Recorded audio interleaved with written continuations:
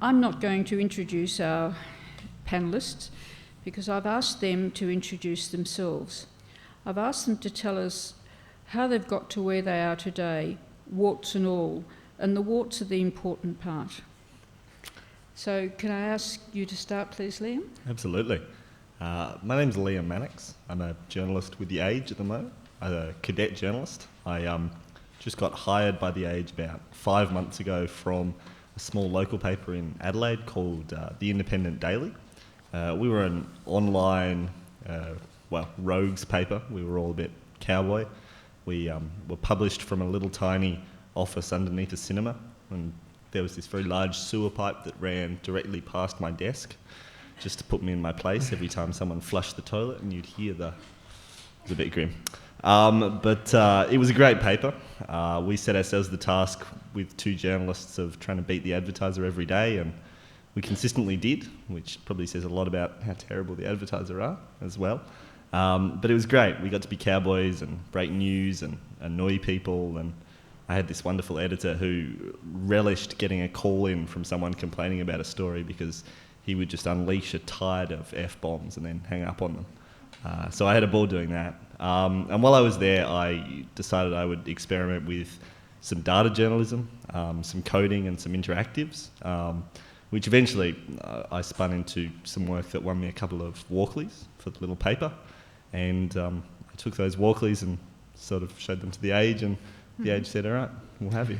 Can I just ask where you went to university and what you did at university? Yeah, of course. I grew up in Melbourne, but my parents moved me over to Adelaide at age 16. So I finished high school there and went and studied a double of journalism and international relations. But if I had my time again, I'd probably do a straight politics degree and maybe do a honours in journalism. I'm not sure that this whole 3 years was perhaps the right way to go for me. Okay. What about the warts? The warts, other than the sewer pipe, I don't know. I sort of feel like I've led a reasonably charmed existence. Haven't made any mistakes? I have made very many mistakes. Any you can share with us? Oh, God, these are some embarrassing ones. Look, perhaps the worst one, and I still feel quite bad about this, was I took it upon myself to write a piece about a motor race in Adelaide. It's called the Clipsal 500, and it's run in the centre of Adelaide, much as the F1 is run here. And when it happens, all of Adelaide's outer suburbs empty, and the motor racing crowd comes to town. And without casting aspersions on them, my female friends would report to me a very high level of a sense of unsafety in the city during this week, because these guys, get on the piss and they walk around and abuse women. Now, the advertiser wouldn't touch this story because this is the biggest thing in South Australia's economy.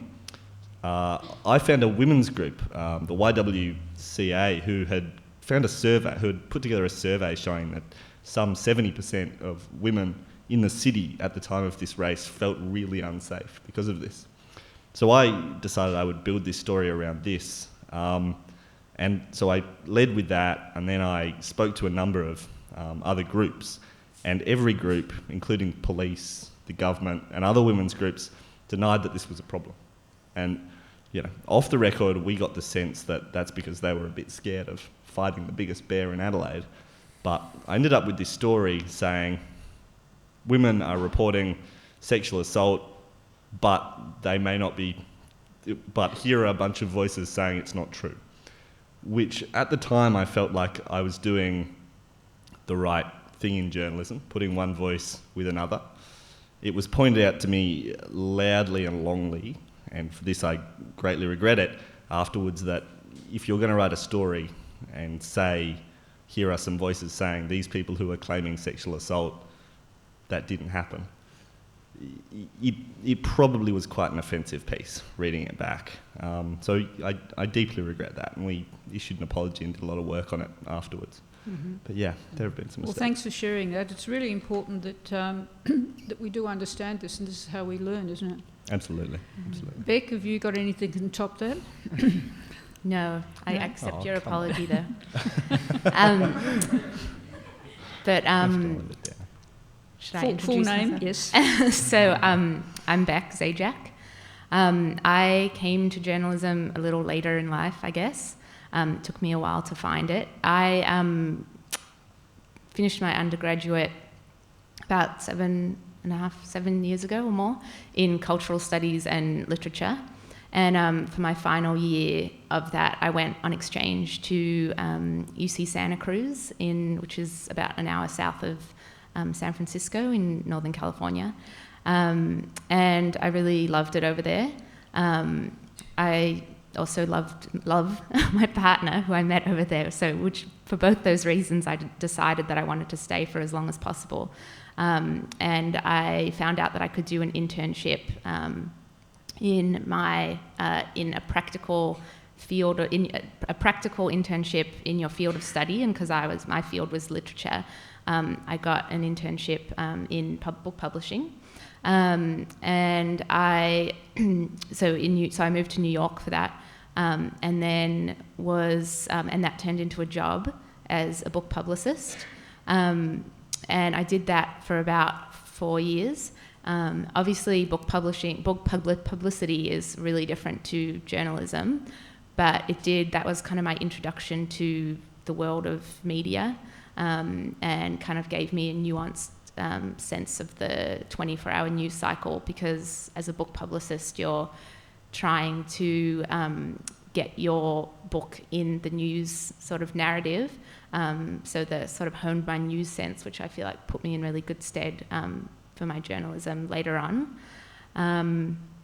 Broadening your skills. Pardon? Broadening your skills. Yeah, so I guess at that point, I'd always kind of wanted to do journalism, but I didn't really have the confidence, I guess, to do it. So I was around it a lot. I was thinking about it. I was pitching to people, to producers and journalists. But writing really scared me, I guess. But then I eventually kind of decided to go for it and pursue that path, which kind of led to my partner and I moving back to Melbourne after about 5 years or so in the States. And I had I'd kind of talked to industry people through I was thinking of going to journalism school, and I'd seen that the way to do it was to create a journalism folio. So that was really what I set my mind to doing. So I wrote a little bit, firstly while I was still living in New York, doing some kind of Q&As with authors, because that was kind of the world that I knew. And then coming back here, I did a piece or two for New Matilda and Overland, just trying to get published and get used to writing. And then I found I finally kind of got the confidence to pursue the degree, and decided to do the master's at Melbourne. And for me, that really kind of provided the structure that I feel like I needed to build a really broad folio. So most of the work I've done has been through the course. So do you think doing the master's has also given you further confidence and credibility? Yeah, I think confidence, and I think kind of confidence in the idea that journalism is a practice and it's something you have to learn. And I think because we don't necessarily see that, and because it's not that structured, there's this mythology that you just wake up one day and you can just bang out, know how to bang out. Yeah, and some people can do that. But I think because I couldn't do that, and because that was difficult, I kind of thought, well, I'm clearly not meant to be doing this. It's not just flowing out of me. And doing the course and doing work through The Citizen, which is the online paper that comes out of the master's program, I saw how time-consuming it was to do the interviews, the research, to watch editors who'd been doing it for years take a long time to get through this process. So doing that really helped me build that confidence, and then just build more, solid practical skills, like how to interview, how to write a lead, and realizing there's some magic, but there's also just a craft that you can learn and develop. And for me, having that mentorship, I guess, through the professors there has been really useful, and to not just be doing it on my own. And they've also really pushed the students to get a really broad folio, yes, rather than just sticking to topics which you're comfortable with, to sort of look at doing a tech story or a business story, or things that might not be in your field of expertise. Like I think a lot of young people go into it and start doing kind of arts journalism or social justice type journalism, because that might be that the young people I know are into that kind of thing. Okay, can I just ask you about the warts? Any warts that you can? The warts. Well, I don't know. I mean, I think for me, I kind of feel like I'm still doing it, then having the warts and so like they're to come, are they? Pardon? They're to come. Yeah. Well, I think taking so long to find it was a bit of a. I think for me, if I could go back and just tell my younger self to follow. I mean, I knew that I wanted to be writing, but I just couldn't kind of make myself sit down and have the kind of more dedicated practice. So I think if I could tell myself to do that, I would. And yeah. And I also did actually a lot of community radio, which I think is an amazing way for people to get into, to get that confidence. And was that honorary work? Community radio, was that honorary work? Yeah, like voluntary. Yeah, voluntary work. Oh, sorry, yes. Yeah. Yes, so most of that whole spiel has been voluntary, I guess. No, not all of it, but I guess for me what was useful was that I'd done the publicity, so I sort of had that plan B. I had those skills, which I found that that there's demand in terms of what people will pay for. Publicity is still quite a valuable resource. So for me, having that, and that's how I got into Overland. So I also now work at Overland magazine, and for me, I got in there because I was doing publicity for them, and through that have gotten exposed to the workings of an online magazine. So because I kind of went backwards and had a bit of a career in something, it was useful while I've been learning journalism to sort of have that as a backup. Good. Connor, what was your journey? Yeah, cool. So my name's Connor Thomas O'Brien. I'll preface this by saying I wouldn't call myself a journalist, but I would call myself maybe a media commentator or a media researcher. So I look at journalism, but I don't write hard journalism, perhaps the way that both of you guys do. My career, such as it is, probably began with the biggest wart of all. And this is deeply shameful to me, and something that luckily has been almost completely erased from the internet. But when I was 15, I was a News Limited columnist. That was the first job I ever got. I remember this column. This was a good column. Oh, I don't know. Luckily, they didn't put columns online. This would have been a decade ago, so they didn't put columns online. You can use something like Factiva if you... I know that it's there, but I really wish I could somehow petition for them to take these columns off. Anyway, so I did that for about 5 years, which is just the strangest thing, I suppose. You're kind of thrown in the deep end, writing for something that's completely not aligned with my own political philosophy. Got a lot of hate mail, got virtually no training as to how to do this. So it's kind of an interesting position, putting a high school kid in and getting them to write these pieces. Anyway. University? I was in high school when I started doing it. Yeah. And where did you go to university? Oh, Adelaide University. Yeah. So I did an arts degree. So yeah, I mean, when I went to university, got involved with student media. Ended up editing On D, which is a great experience. I also have an interest in design and shaping sort of the containers of the media. So as Liam has an interest in sort of coding and bringing that to bear on journalism, I have an interest in examining the way in which the container shifts how we understand written work and how we understand pieces of media and journalism. So I was designing On D, and then from there I moved to web design, working for a lot of publishing houses and literary journals, developing their websites. And trying to figure out how to reconstruct their sites to shift how that content is understood and improve the perceptions of quality, I suppose, and improve the shareability and things like that. And so, I've done a bunch of different things. I also set up an online bookstore startup called Tomely. And more recently, I've been involved I write a technology column for Kill Your Darlings. And I've shifted that into really looking at media, because I think technology and journalism are almost one and the same now, especially if you're doing a kind of meta-analysis. So looking at the way in which news trickles through something like Facebook is sort of my current obsession, particularly in terms of coverage of things like bigotry and differing political opinions. What about regrets? Any regrets? Yeah. First, I mean, it wouldn't be a regret, but starting off with News Limited may have not been a wise move. Probably my biggest regret was when I was editing on D. And this is a trap that I feel like a lot of people fall into when they're editing something that they can also be published in. I was working with 2 editors, and I wrote a piece that was looking at the structure of the art community in South Australia. And I was looking at this idea that we have a kind of brain drain between maybe ages of 25 to 45, and the way that that affects the art market in South Australia. And again, I think it's very similar to what Liam was talking about, in the sense, like, I think that there was something to my article, but I didn't research it properly. I also used language that wasn't vetted very well. So I was looking, it became somewhat offensive to people that lived in South Australia. Published it, and then the reaction wasn't great. And the problem was that essentially the piece wasn't edited because I was editing my own work.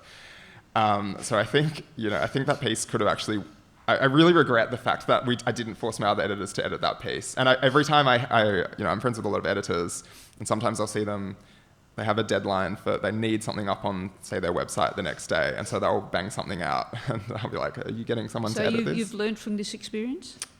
Yeah. If you're an editor, don't assume that you have the ability to edit your own work, because you definitely don't. Okay. Student magazines are so dangerous. I wrote a piece about a terrible town in South Australia called Whyalla for my student magazine. And because nobody subs it and nobody reads your copy, you don't realise how offensive you can be. You're given total power to write these really offensive things. Yeah. And the local Whyalla newspaper read it somehow and put us on the front page. University wankers bag town. We got so much hate mail from this little town. Is this why you both left South Australia? Yeah, exactly. Wasn't by choice. Okay, Liam, where do you see yourself in 5 years' time? Look, my long-term ambition has been to get to the Age. I always sort of dreamed of being there. I thought it was one of the great liberal papers in Australia, one of the great broadsheets. No longer that. It has a long tradition of high-quality social affairs, investigative journalism, and at the moment it's trying to be as innovative as it can, although it's still got some old world structures. Very small. It is becoming very small, yes. So I'm there now, and I've only been there a few months, and I'm sort of going, wow. My hope would be to see if I can carve out one of those careers that I think are fast disappearing in the media world, which is the career of a journalist who spends a fair bit of time at a paper, gets into a round and really understands it. I'd like to still be at the Age in 5 years. At the Age, okay. What about you, Beck? Where do you see yourself in 5 years' time? That's the question that keeps me up at night, Helen. I guess it's hard to predict exactly what kind of work I'll be doing in 5 years' time, especially given the amount this industry changes and how quickly. So I don't exactly know. I know I'd like to be doing journalism in some capacity. And I guess I have an idea of what kind of journalist I'd like to be. I guess I'd like to be the kind of journalist. I mean, news moves so quickly now that I feel like we only get, in breaking news, we get such a, kind of tip of the iceberg. And I feel like I'd really like to be the kind of journalist that's able to use all the new media tools that we have available now to really look at the context of issues and to have a more nuanced look at the current moment. So instead of just reporting on the current, whatever has happened, say there's a rise in homelessness or something, actually looking at, what the cultural, social, economic factors are that are creating that issue, bringing in different voices, opinions about that issue, looking at history of funding for that issue, not just the most recent funding development. I feel like with the bringing in a lot of voices of opinion, and I think with the new media tools that we have now, it really lends itself to that kind of expansive, nuanced journalism, because you can have hyperlinks, linking back to further research and data, and you can have breakouts with extra interviews with people, audio interviews, you can have photo galleries and slideshows and, interactive data maps and whatever, So I feel like that's the kind of journalism I'd really love to be doing, more of those multimedia packages. And I'd love to be working in a newsroom, I think, because that would be, I feel like in terms of just developing my own skills, I've seen how valuable it is to work with people who've had years of experience. And so I think, that would be fantastic. And I also love working collaboratively, so I'd really like that. But, and making some money from it would be nice. It's going to help. No. Okay, Connor, how about where do you see yourself in 5 years? I guess there's two threads that I'm interested in, and I probably will remain interested in. The first is working within traditional structures or producing traditional work. So I'm interested in working on more long-form pieces and potentially like a full-length non-fiction work. That would be the more traditional thing that I'm interested in. But again, the economics of that are a bit shaky, so I don't suspect that would be where I'd be getting much income from. The other strain of stuff that I'm interested in is, again, like the containers, the shifting way in which we consume the media. So I sense that there might be money there somewhere in 5 years, but it's very hard to say what that would be. So I also do development and design, so I'd be interested in potentially creating publications that are exploiting whatever we have next, whatever kind of technology that is. Again, it's very, very hard to say what that would be in 5 years, because 5 years ago, you asked someone what they thought the media would look like now, and they would have said something about potentially like flashy multimedia journalism on the iPad, or we didn't even have the iPad 5 years ago, on some kind of device. But what's actually happened is it's shifted towards listicles and BuzzFeed and Upworthy and essentially clickbait. And these what we think is going to happen in 5 years tends to not be, and sometimes it's where the money isn't where we think it's going to be.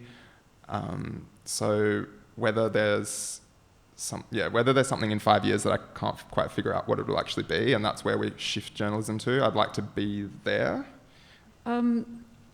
Liam, what do you think is going to have to change to ensure the health of journalism going forward?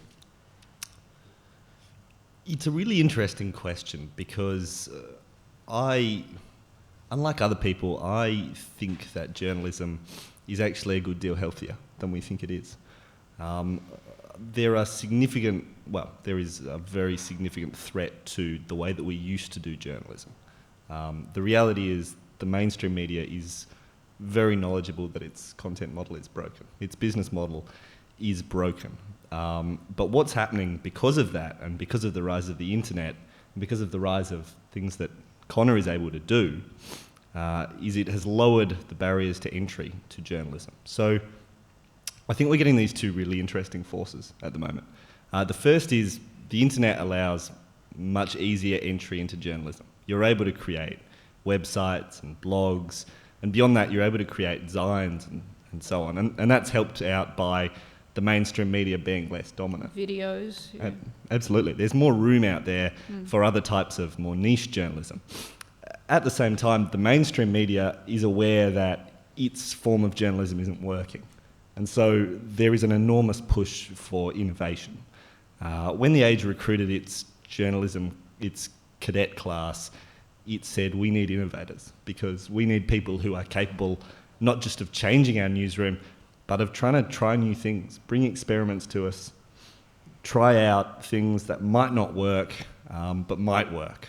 So I actually find it a really exciting thing at the moment that is happening, because you're getting all this innovation from the bottom of media and from the top of media. So while there are less careers in journalism, and there's certainly less money, I am excited. I'm excited about the future of journalism. Wonderful. Well, I think that's a wonderful, positive message for everyone in this room. Beck, how would you answer this question? Because you're working in a different space to Liam. Yeah, I'm glad he gave that positive message, because I might give the aside.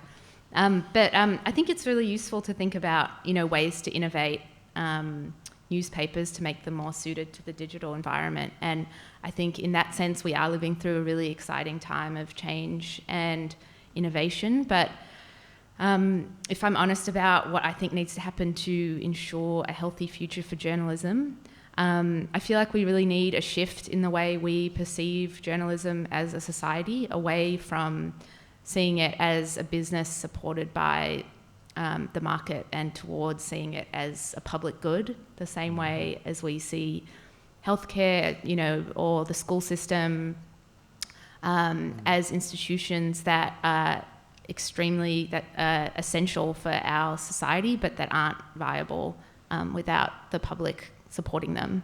And I've read a fair bit about the sort of various solutions to the crisis moment that we're in, which I would say that the amount of journalistic capacity that has just been lost in Australia is already a crisis moment. And these solutions sort of fall into two camps. One is saying that traditional media will find new sources of revenue. The other one is sort of saying that there'll be, those institutions will shrink, but there'll be startups to kind of take their place. But I feel like they both rely on this idea that the market will step in and everything will be okay. But, so far we've been in this crisis moment for some years, and no one's really come up with a sustainable model that will create, the huge, robust, well-resourced organisations that were, advertising sponsored media, general interest newspapers. So I've also been reading this book called The Life and Death of American Journalism, and what it talks about is basically it's a US focused center. It's based in the US, but they're talking about coming up with a publicly subsidized journalism network, I guess. So institutions that are run almost like universities, that are centres that these able to provide that kind of newspaper-like structure and basically money for young journalists to train them to become the digital savvy journalists of the future. And I feel like, in Australia we have this amazing tradition of public media, and we should be expanding on that. And you mean the ABC? Yeah, well, with the ABC, but I think, ABC, SBS, and because this book is in the US where they don't actually have that kind of tradition. And I think that, obviously this would take a lot of money, but... Well, your comments feed beautifully into my next question, but before I ask that question, I'll just get Connor to tell us what he thinks about this. I might diagnose what I think the problem is, but I'm not sure if I have a solution. I think Facebook and these social networks are a huge part of the problem. Essentially, you have, a lot of you are looking at newspapers, but it's fairly clear that most people are consuming the majority of their news through something like Facebook. And the issue with that is that you have an algorithm that's acting as the editor, and it's an algorithm that's accountable to no one. You end up trapped in filter bubbles where you're rereading the same content. You're never seeing anything that's outside of that bubble.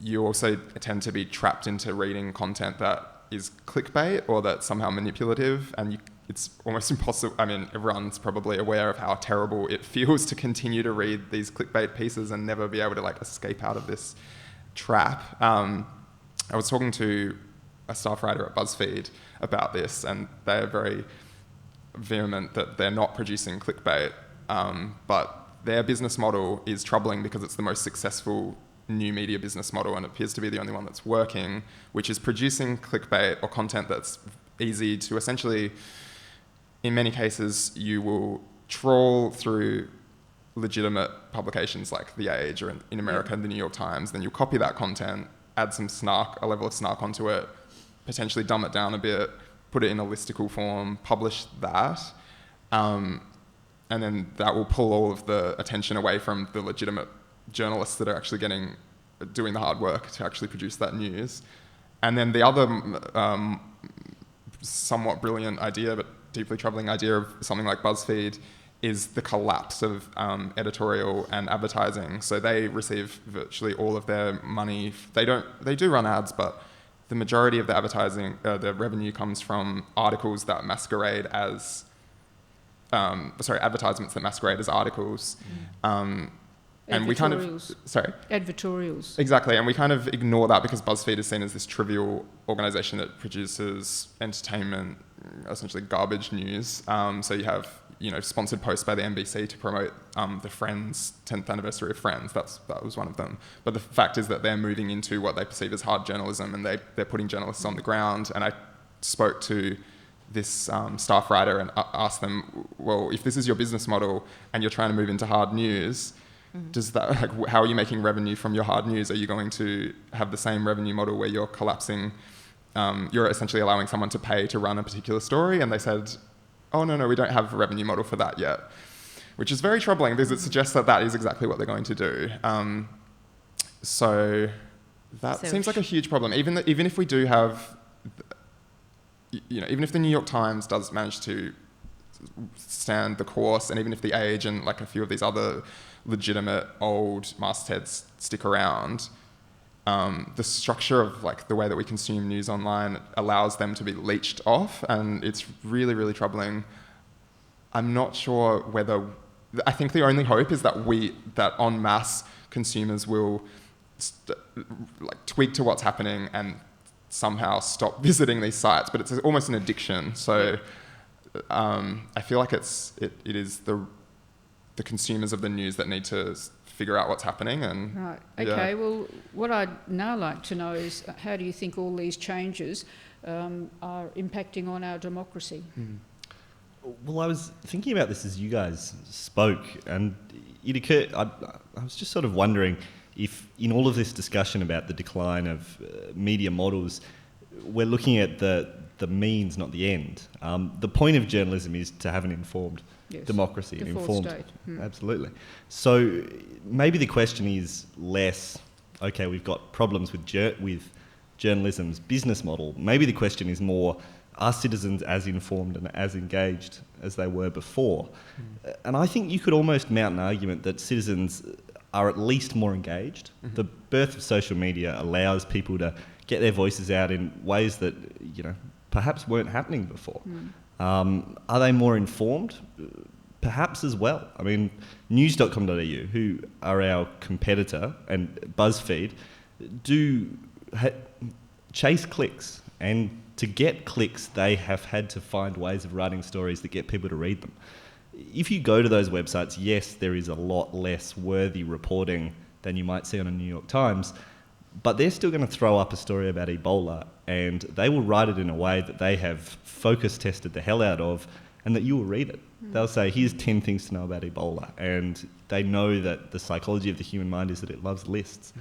Yes, because it's not only newspapers, it's radio and television where we get our news and information from. Well, that's right. I mean, television is still the dominant medium for journalism, and while TV doesn't break a lot of news because of its format, numbers are holding up really well for news, and there's been reinvestment in television news in the last few years. So I just wonder, I haven't seen any data on it, but I wonder if our populace, what impact the decline of journalism's media model has had on the engagement of our populace. It's not only news either, it's the current affairs programs that we listen to and watch. What's your feeling, Bev? Well, I would argue that we're less informed, and that getting even less and less informed as journalism is hemorrhaging jobs. I was in the US when the GFC hit, so a lot of the local newspapers... 2007? Yeah, so a lot of the local and metro newspapers were kind of crumbling at that time. And I remember reading some research about done in cities where the local newspaper had... I think it wasn't gone, but it had significantly shrunk down. I think it was in the city of Baltimore. And they were looking at, so there was a lot of news, but 85% of it was was just unfiltered PR, and a lot of it was just aggregated content of what was being produced on that traditional media. So I think that we would, in this world where as there's less news, it's not, if in smaller newspapers, it's not like there'd be less news. I think that news would just be unfiltered PR, and we're already seeing that in terms of these big media. So we'd get like Shell Oil news and Commonwealth Bank news and, you know, pharmaceutical company news, which I think feeds into your point. And, you know, and these companies already don't need newspapers. They're already essentially working as media organisations. So I think they would be the only newsmakers. And, you know, I think that's where my idea of public subsidy feeds in, just because I think we need money for this. We need resources, and, you know, the government's hustling now to find funds to, you know, save us from what they're saying is an existential threat to our way of life in terrorism. But from where I stand, like the disintegration of the business model that has supported our free press for centuries is a real threat to our democratic way of life. And I think we should all be concerned about it. I think, you know, if in a foreign country, if a totalitarian government comes in and dismantles the entire free press, you know, we call it an atrocity. But if it happens slowly due to market forces, you know, we just are meant to sit back and call it progress. So I think it's a bit like the boiling frog. Yes, exactly, the boiling frog. And I think it's definitely a threat to our system of self-government, and I think people are less informed, and I think that for democracy to function, you need people participating in it, and for people to participate, they need to be informed, and, you know, newspapers are what essentially inform people, and I think that kind of model of the listicle doesn't necessarily it doesn't give people necessarily the information they need to know to be, you know, for a self-governing society to work. Okay. From where you sit, Connor, what do you feel? I'm actually conflicted about this, because I think that in some senses people are more informed, and in other senses they're less informed. I think they're more informed in the sense that when you're out on the street or on a tram and you see people on their phones, often they are reading news, and it's very hard to say, but it seems as though people are consuming more news now than they were before. It depends on how you define news, though. But so they become deeply informed about things that interest them. So, for example, you see rallies being organised about refugee issues or particular issues, and the people that are at these rallies often are extremely well informed, and presumably better informed than they've ever been about these particular issues. The problem is that they're not informed more broadly, and they're not informed about, this is my huge bugbear, they're not informed about the opposition to whatever the issue that they've taken up is. Like so climate change or terrorism? Or... Yeah, so they, you know, it's self-selection bias. If you believe something, then you're going to follow down that rabbit path, which is what the internet really allows you to do very, very well. In terms of climate change, I mean, look, I think climate change is real, but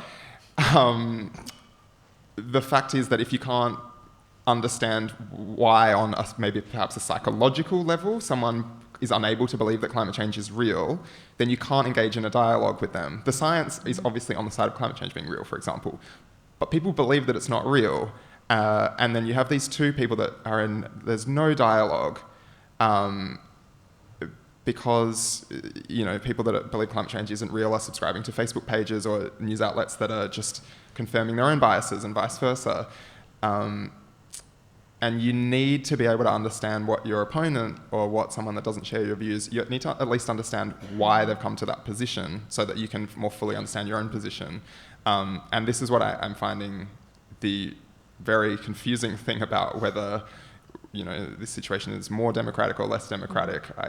There's very little dialogue now, and media outlets tend to be moving off in a particular direction because they recognise that as soon as they identify a particular tribe of readers, they can more easily market to that tribe. So you have something like Daily Life, for example, which does, that's going on a more old-fashioned business model of selling ads, but that demographic is very, very profitable because it's, it's young women that want to read things that are political and serious, but it's pushing a particular worldview that has its own problems because it moves further in a particular direction, and this happens in every direction. I'm not just picking on them.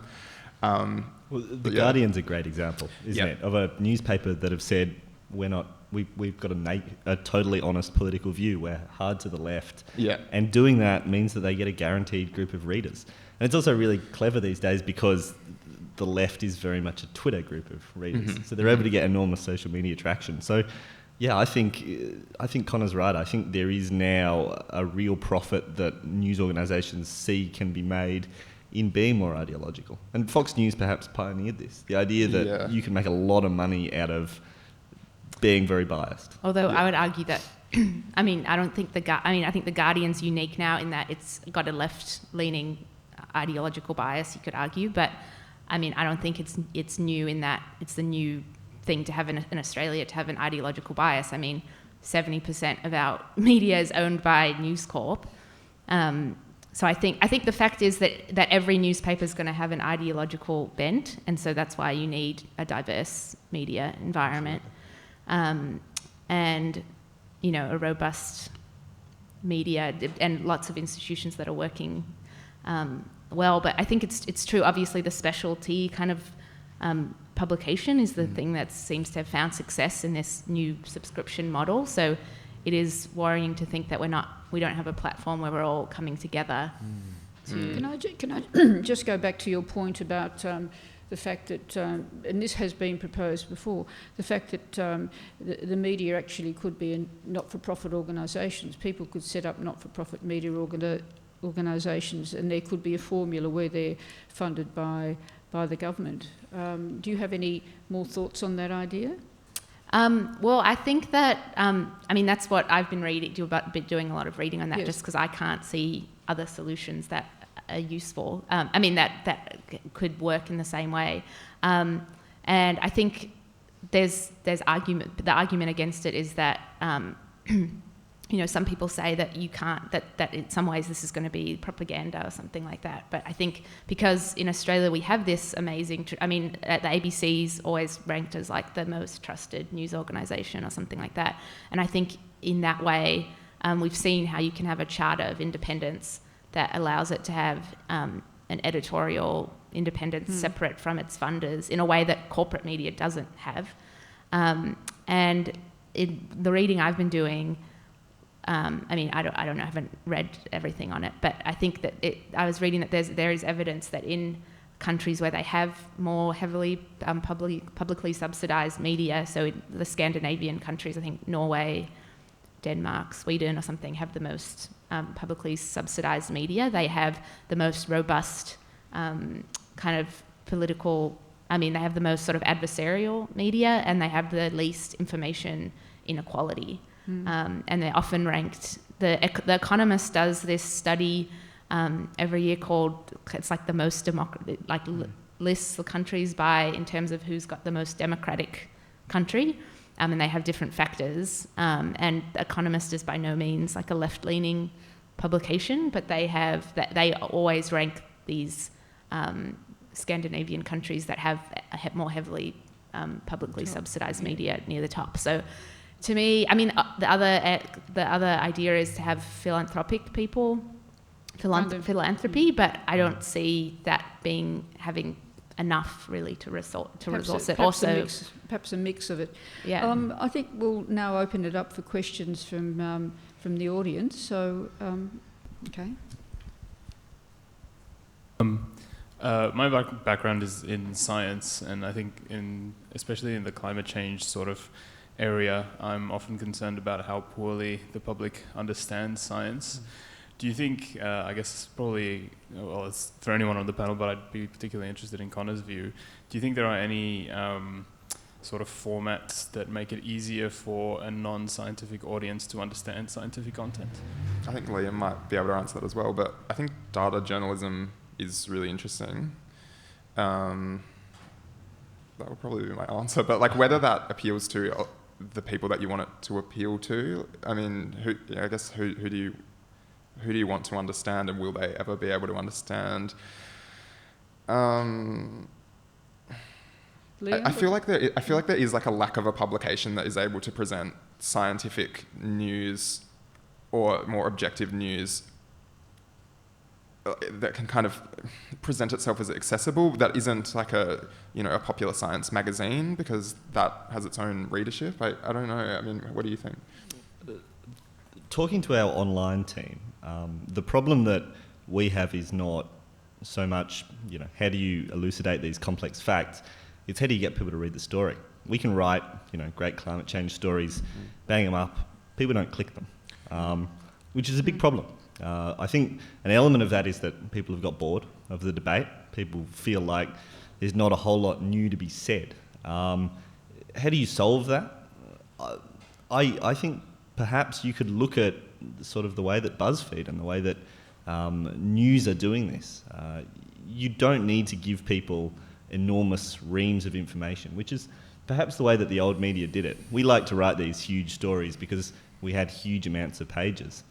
The reality is now attention spans are a lot shorter, thanks to the internet age, and we can watch that. We can watch how people are paying attention in real time, which is exciting. So I would almost see that the way to tell that sort of a story would be by reducing the complexity down. Here are 10 things you need to know about climate change. Let people understand it that way. I was just going to... There's a principle known as bike shedding, which is quite interesting when we consider the state of journalism. And this idea of bike shedding is essentially that it uses this example of this complicated... I can't exactly remember, so I might be making this up a little bit, but it's essentially this complicated construction site, and then there needs to be decisions made about all of these very, very important structural things that no one quite understands.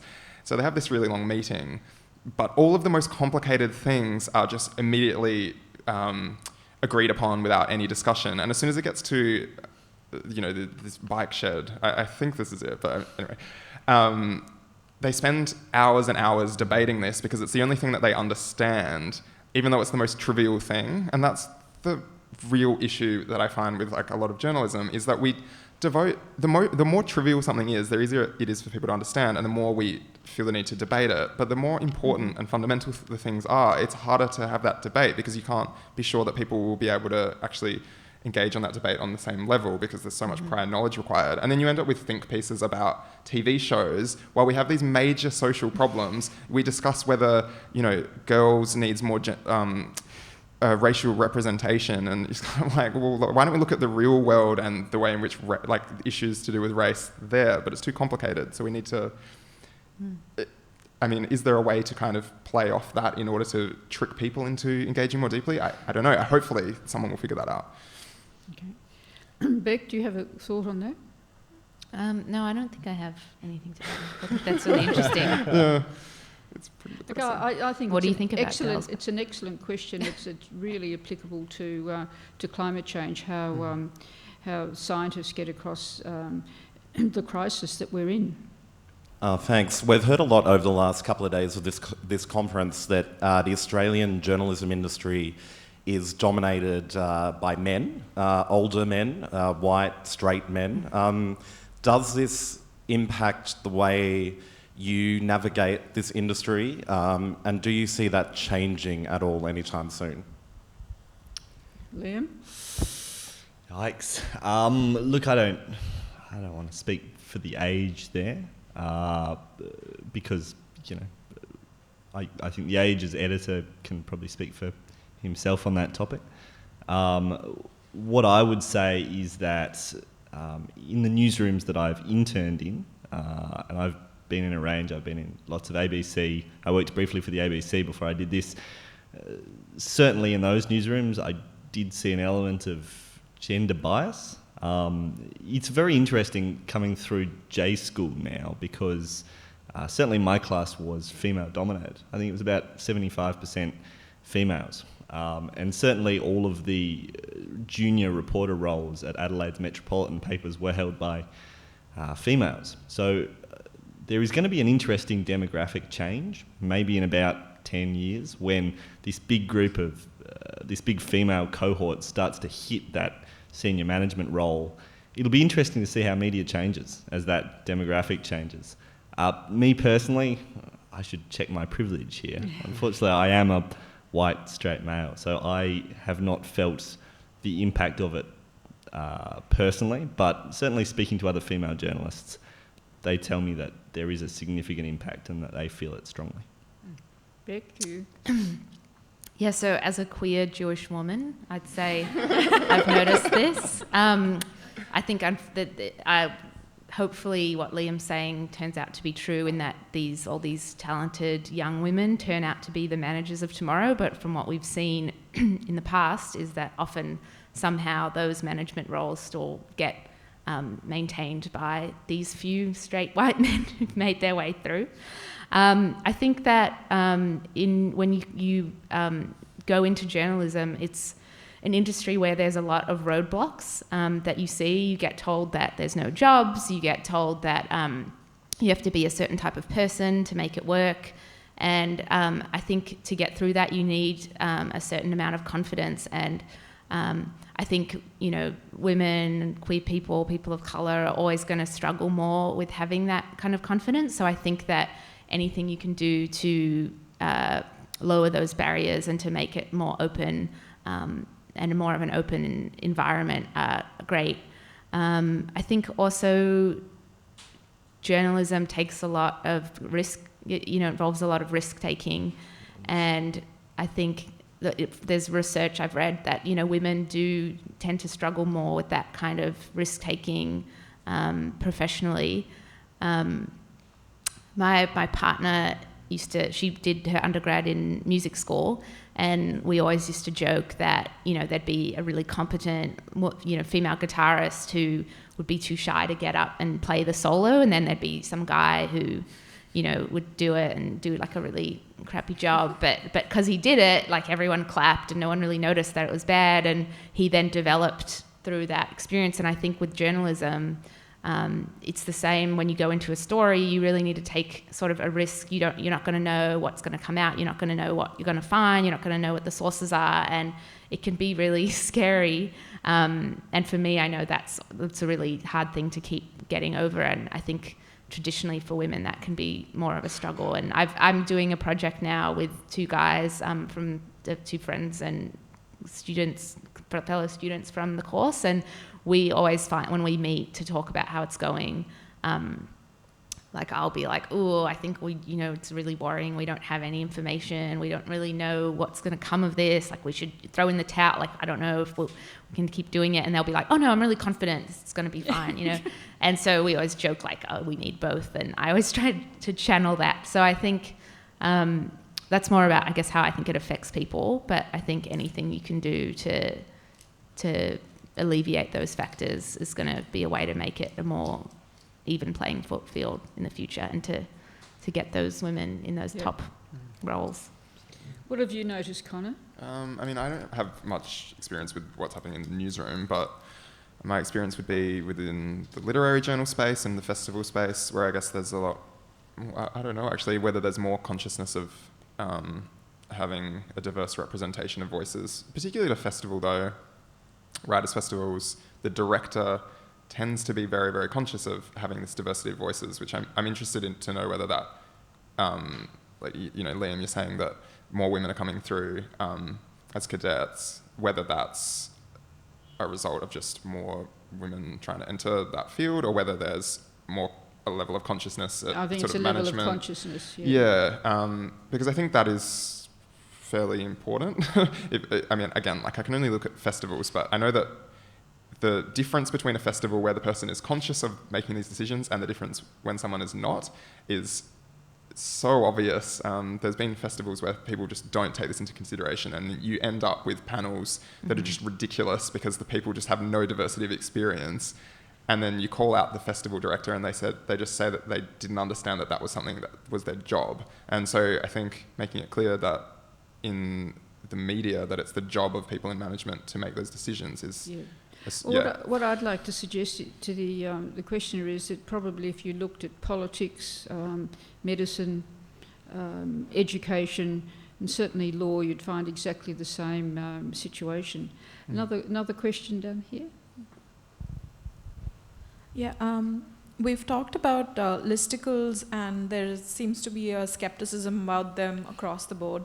But given the fact that the attention span of people is reducing significantly, how relevant do you think long-form journalism is, and what are your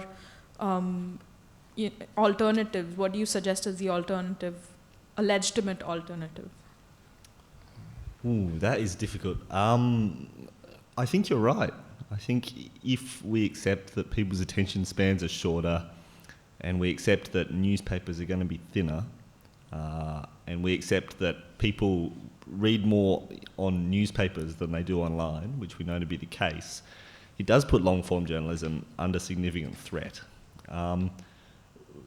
So yeah, absolutely. One of the positives, I sound like I'm being all positives today, is this new trend towards what they're calling content resurfacing. The idea is that newspapers and magazines have enormous archives of depth because they've been publishing long-form pieces for 100 years in some cases. And every day we, create the news anew, but long-form holds up remarkably well. Mm-hmm. So there's some really exciting experiments going on, pioneered probably by longform.org, which is a great resource. But news media is actually doing this now and sort of jumping into the idea that, right, our print archives are full of this really great stuff. Instead of paying a journalist to write a new story, why don't we get this back up and resurface this, because this is outstanding content. So, I think it is troubling times for long-form journalism, but it'll be interesting to see how resurfacing comes along in the future. Mm-hmm. I don't know, I think it's just good to remember that it's not as if really high-quality news ever sustained itself purely from payment from people. It wasn't like there was this huge audience that used to pay for it, which sustained it, and then that audience is gone. And newspapers have always been sold at a loss. Exactly. They've always been, and they've always been subsidised. It just so happened that they were hooked to this idea of advertising, which funded them. So I think it's just good. I don't know what the solution is now that we don't have that subsidy from advertising, but I think it's good to remember that it wasn't as if there used to be a time where people did want to pay more for this good quality journalism, and now they don't because they're dumb or they're stupider, or I don't know if there's I guess that we do sort of see evidence that people have less attention span, but I think there's still, I know there is this thirst for news and there's this thirst for information out there, and I think we need to work out a way to provide that, and we need to work out a different way to fund it, because I think people have never wanted to pay for it in the way that needs to be sustained. To get a good investigative piece, this issue's kind of arisen again because of the debate about Late Line on ABC, but to get an investigative news piece together Liam, you must know from at the Age, I assume, just the hours it takes and the resources it takes to get that one article, are just unending, and I think people have never really realised that or valued that and paid for it. So, well, I spoke about how much I love small publishing, and I worked for a little tiny newspaper. To be able to come into the Age and my editor just said, you've got 2 weeks to write this story. That's a resource that isn't going to happen at a smaller publication, and it's a resource that we shouldn't lose. So absolutely. Please thank our panellists who have just been excellent today with some wonderful ideas and thoughts. So please thank them.